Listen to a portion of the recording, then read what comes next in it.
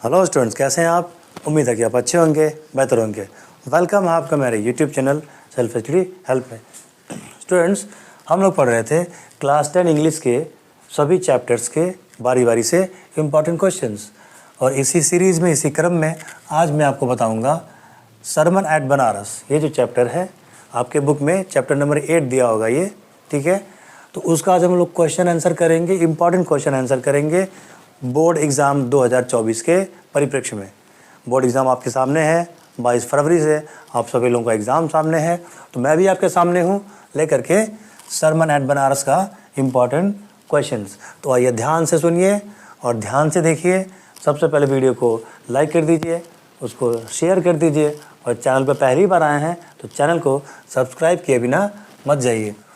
सबसे पहला चलते हैं, what was original name of Buddha. Buddha जो थे इनका ओरिजिनल नेम क्या था? तो बुद्ध का ओरिजिनल नेम क्या था? सिद्धार्थ था। इनके बचपन का नाम सिद्धार्थ था। जब इनको ज्ञान प्राप्त हो गया, जब इनको नॉलेज मिल गया, ठीक है, तो ये बुद्ध हो गए। बुद्ध मतलब होता है प्रबुद्ध, यानी जिसको ज्ञान हो। अब दूसरा आपका यहाँ क्वेश्चन बनता है, ये जो क्वेश्चन मैं बता रहा हूँ इससे आपका 1 मार्क का ऑब्जेक्टिव भी बनेगा, शॉर्ट क्वेश्चन भी बनेंगे और लॉन्ग भी इसी से बनेगा। दूसरा आपका है, where did Siddhartha get enlightened. Siddhartha को ज्ञान कहाँ प्राप्त हुआ? सिद्धार्थ को जो ज्ञान प्राप्त हुआ था वो बोध गया में हुआ था। एक पीपल के पेड़ के नीचे, ठीक है, वो बैठे थे, बैठ करके अपना ध्यान कर रहे थे, तपस्या कर रहे थे, उनको ज्ञान प्राप्त हुआ। बोध गया में उनको ज्ञान प्राप्त हुआ, और ज्ञान प्राप्त करने के बाद सबसे पहला उपदेश उन्होंने कहाँ दिया था? तो सारनाथ में दिया था, ठीक है।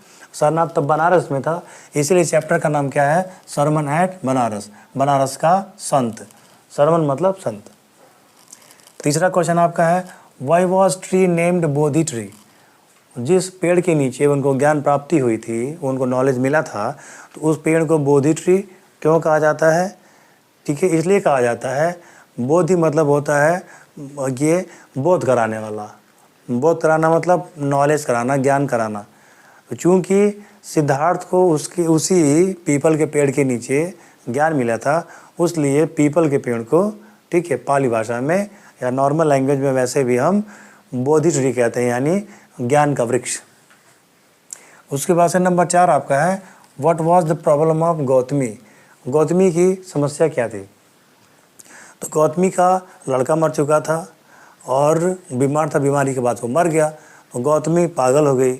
वो चाहती थी कि अपने बच्चे को फिर से जिंदा करे, इसलिए वो सबसे जा कर के पूछती कि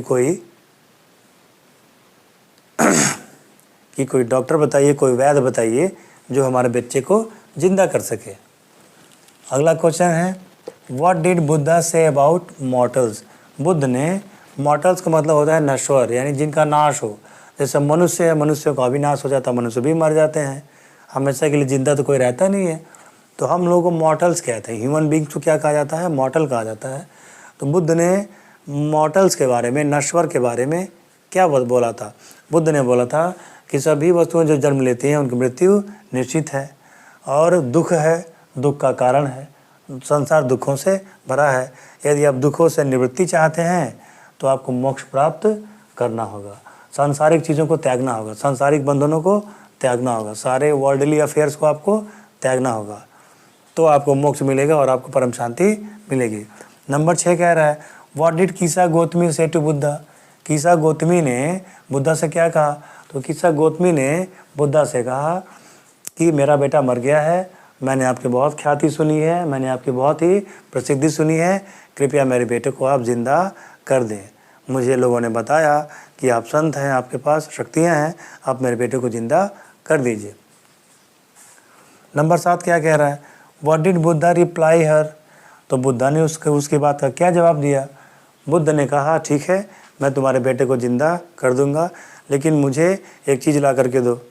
किसी भी घर से एक मुट्ठी सरसों ला करके दो, सरसों के दाने ला करके दो, लेकिन उस घर से लाना जिस घर से कोई मृत्यु हुई ना हो, जिस घर से कोई ना मरा हो, उस घर से ले आ करके दो। ये कितनी आसानी से मैं सारे क्वेश्चन का आंसर आपको बता दे रहा हूँ, और बढ़िया से आपको समझ में भी आ रहा होगा, तो चिंता करने की कोई बात नहीं, बहुत इजी है ये, ठीक है। मुझे बहुत सारे बच्चों के कमेंट आते हैं कि सर ऑब्जेक्टिव क्वेश्चन तो हो जाता है, लेटर भी मैं याद करके लिख लेता हूँ, आर्टिकल लिखने में थोड़ी बहुत परेशानी आती है, रिपोर्ट राइटिंग में परेशानी आती है, लेकिन सबसे ज़्यादा जो है कि लॉन्ग और शॉर्ट क्वेश्चन लिखने में आती है। वो ऐसा इसलिए होता है क्योंकि यूपी बोर्ड के जो खासकर स्टूडेंट्स होते हैं, ठीक है, उनको जब टेंस पढ़ाया जाता है, जब उनको ग्रामर पढ़ाया जाता है, वो ध्यान नहीं देते और बिना टेंस के, बिना ग्रामर के आप सेंटेंस बना नहीं सकते।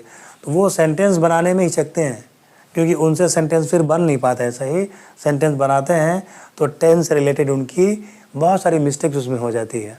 और दूसरी इंपॉर्टेंट बात क्या है, वर्ड मीनिंग उनके पास नहीं रहता है।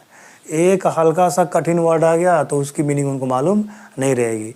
तो वर्ड मीनिंग और टेंस की अधूरी जानकारी उनका बेड़ा गर्क कर देती है और वो क्वेश्चन आंसर रटने पर मजबूर होते हैं। आप बताइए आप कितना क्वेश्चन आंसर रटेंगे? हर चैप्टर से अगर 15-15 क्वेश्चन का एवरेज निकाला जाए तो 8-9 चैप्टर तो आपकी सिर्फ प्रोज में है और 9 या 10 चैप्टर आपके सप्लीमेंट्री में है।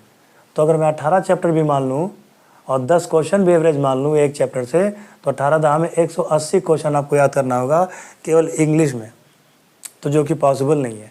आप 180 क्वेश्चन रट नहीं सकते, याद नहीं कर सकते। हाँ, समझे रहेंगे तो आप हज़ारों क्वेश्चन के आंसर लिख सकते हैं।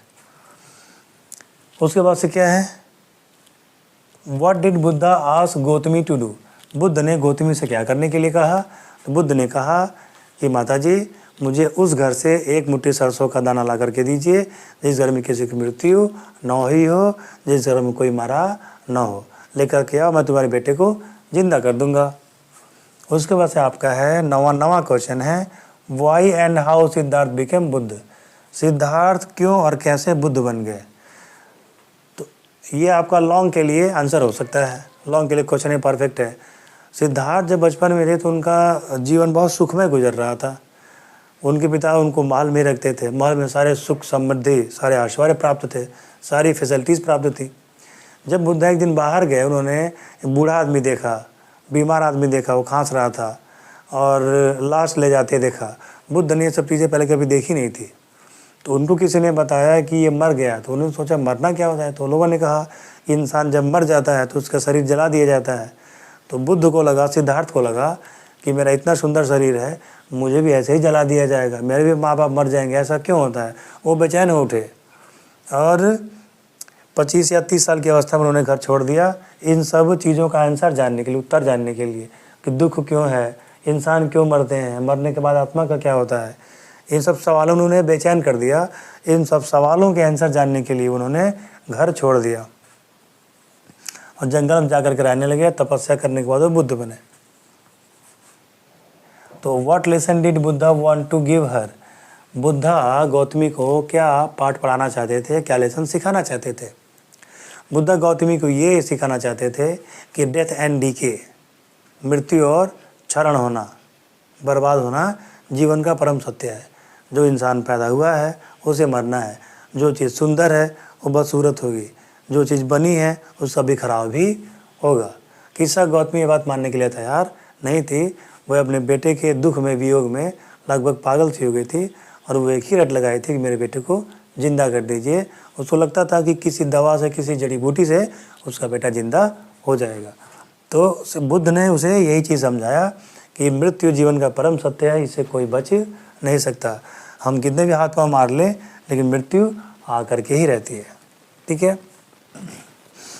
अब अगर लॉन्ग क्वेश्चन की हम बात करें तो लॉन्ग क्वेश्चन कैसे क्या बनाएगा, बना देगा what was problem of Gautami, उसमें क्वेश्चन जोड़ देगा व्हाट डिड किसा गौतमी से टू बुद्धा, फिर जोड़ देगा what did Buddha reply her.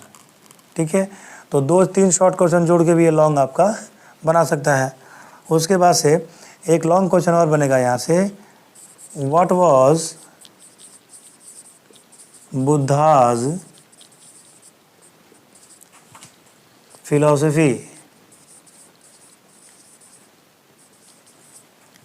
Towards life.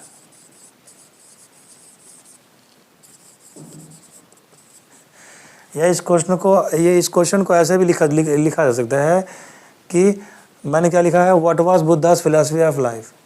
ठीक है। जीवन के प्रति बुद्ध की फिलॉसफी क्या थी, उनकी सीख क्या थी, उनके दर्शन क्या थे। और इसको ऐसे ही पूछा जा सकता है कि बुद्ध के अनुसार जीवन का अंतिम सत्य क्या है। बुद्ध के अनुसार जो है कि धर्म क्या, बुद्ध के अनुसार जीवन क्या है। ये सारे क्वेश्चन इससे रिलेटेड आपके पूछे जा सकते हैं।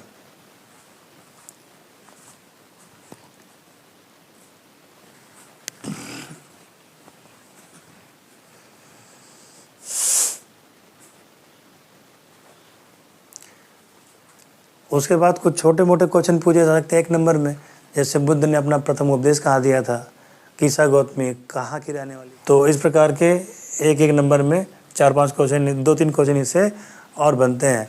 ये पूरा वीडियो आपको कैसा लगा इसके बारे में आप ज़रूर बताइएगा। मैं हट जाता हूँ और आप स्क्रीनशॉट ले लीजिएगा क्वेश्चंस के,